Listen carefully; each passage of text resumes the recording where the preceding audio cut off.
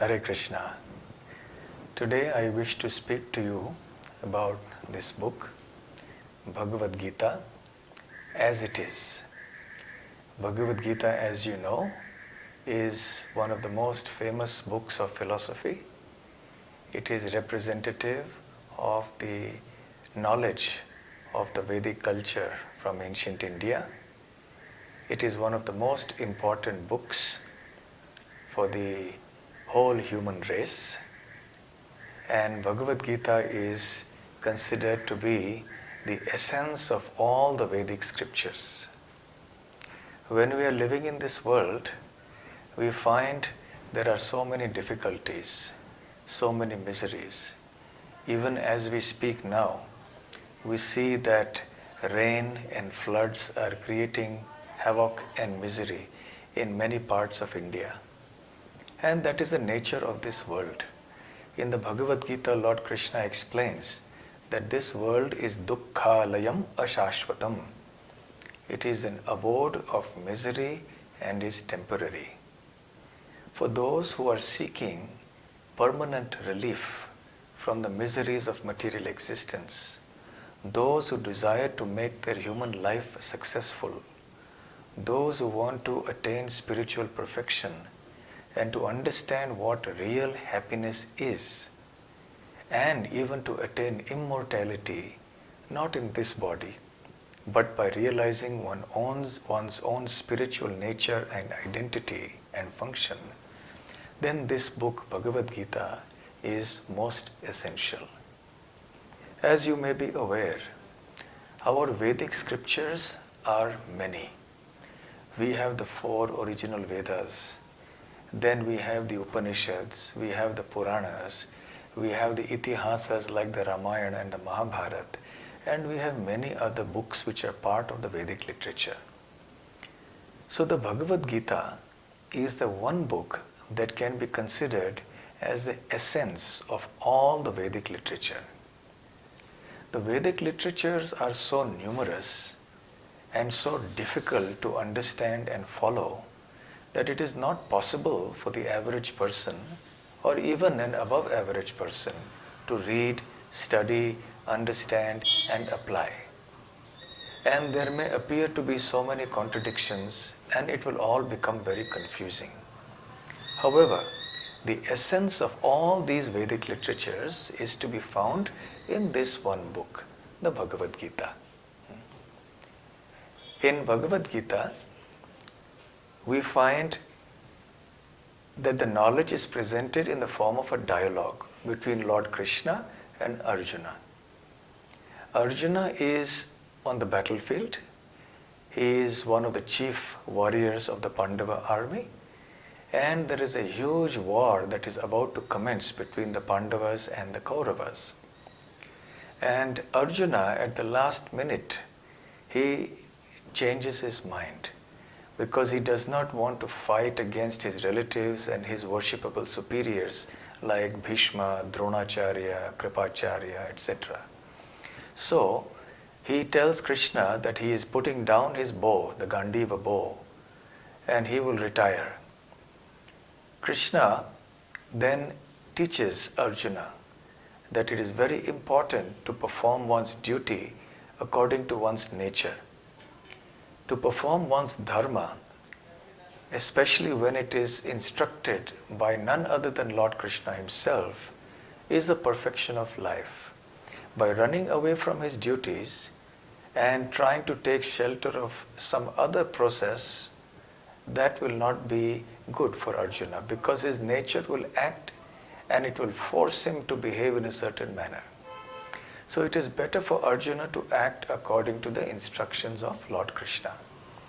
So Lord Krishna speaks the Bhagavad Gita not just to tell Arjuna to fight, that after all could have been said only in one sentence, but he explains these verses to tell him why he should fight, in what mood he should fight.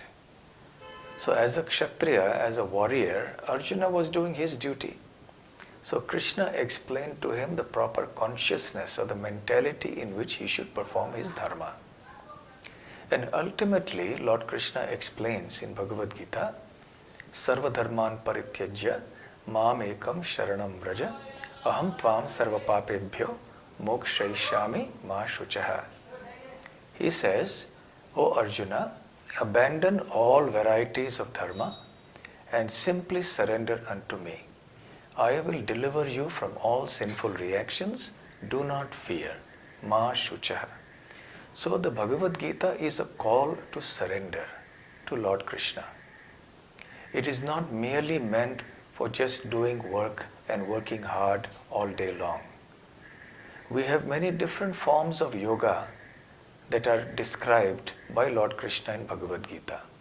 We have Karma Yoga, we have Ashtanga Yoga, Jnana Yoga, Bhakti Yoga. Ultimately, however, Lord Krishna's indication to Arjuna is that he should completely surrender to him. When there is Sharanagati, Mam Ekam Sharanam Vraja, exclusive shelter or Sharanagati to the feet of Lord Krishna is ultimately the message of the Bhagavad Gita. When one surrenders to Lord Krishna, it means that one obeys his instructions. Obedience is the first principle of surrender. One cannot say one has surrendered to God and become disobedient to his instructions. So, what are the instructions of Lord Krishna? First, that we should surrender to him. And having surrendered to him, what should we do? We should now become his devotees. Actually, this point of surrendering to Krishna is something that comes after many, many lifetimes. Lord Krishna explains, Bahunam janmanam ante jnanavan mam prapatyate vasudeva sarvamiti sa mahatma sudurlabha. My dear Arjuna, after many lifetimes of acquiring spiritual knowledge, hardly one rare soul comes to the point of surrendering to me. So the point of surrender to Krishna is a journey that has taken many lives. It is not a short and easy process. So what is the requirement for one who is surrendering to Krishna? Krishna says, Man mana bhava mad bhakto madhyaji mam namaskuru mam evaishyasi satyam te pratijane priyosi me. My dear Arjuna, you are my very dear friend, and I am speaking the truth to you. You do these four things. Man mana, always remember me. Bhava mad bhaktaha, become my devotee. Madhyaji, worship me. Mam namaskuru, and offer your obeisances or homage unto me. If you do this, you will return to me without fail.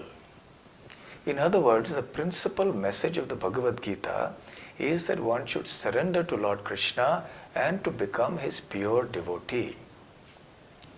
All other instructions are given to illustrate that there are various paths available for different kinds of sadhakas, but according to one's mentality, one will select the path that is favorable for one. They are like different ladders or rungs on the same ladder. However, ultimately when one climbs the rungs, one has to come to the topmost platform, which is of devotion to Lord Krishna. So this is the message. And here, from the very title of the book, Bhagavad Gita, we can understand that the speaker of the Bhagavad Gita, that is Lord Krishna, is God. Because Bhagavat means that which pertains to Bhagavan.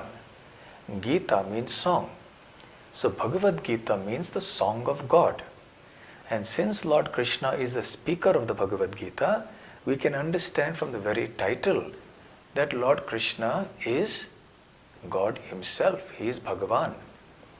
So this is the most important thing to understand.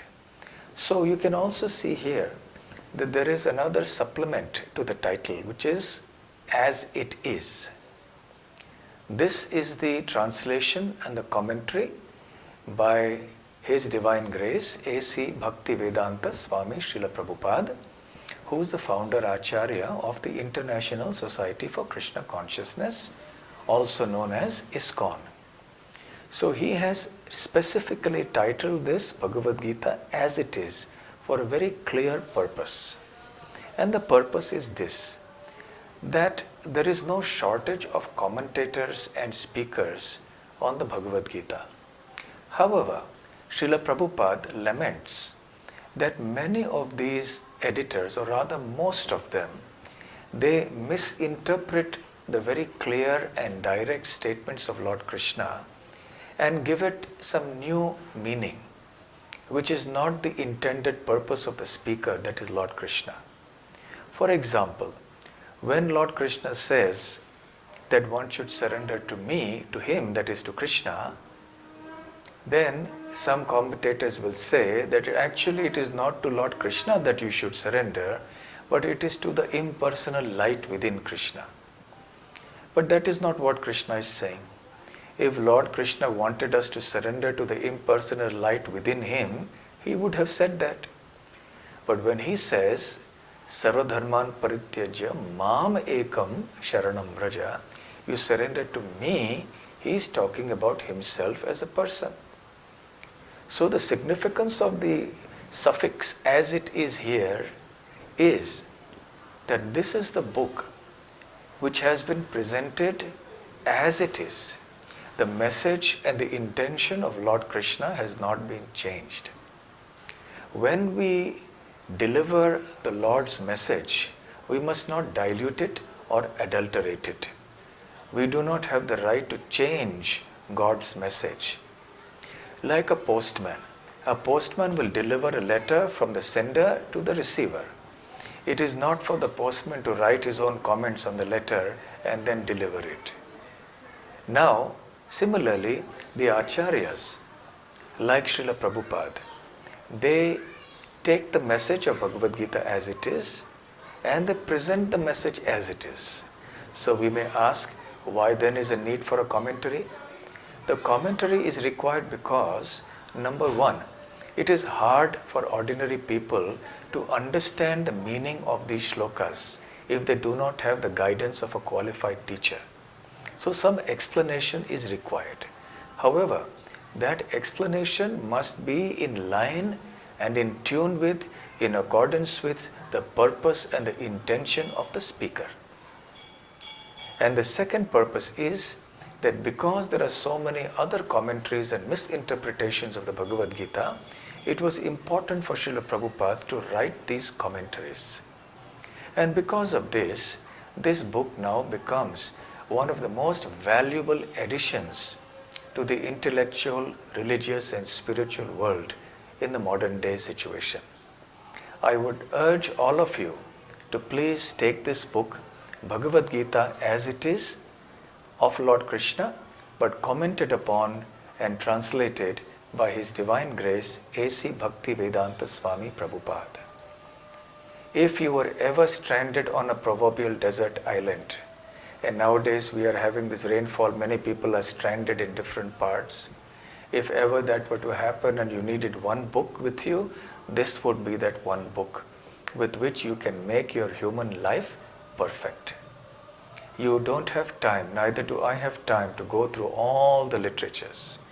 So in the Gita Mahatmya it has been said, Sarvopanishado gavo dogdha gopal nandanaha partho vatsa sudhir bhokta dugdham gitamritam mahat.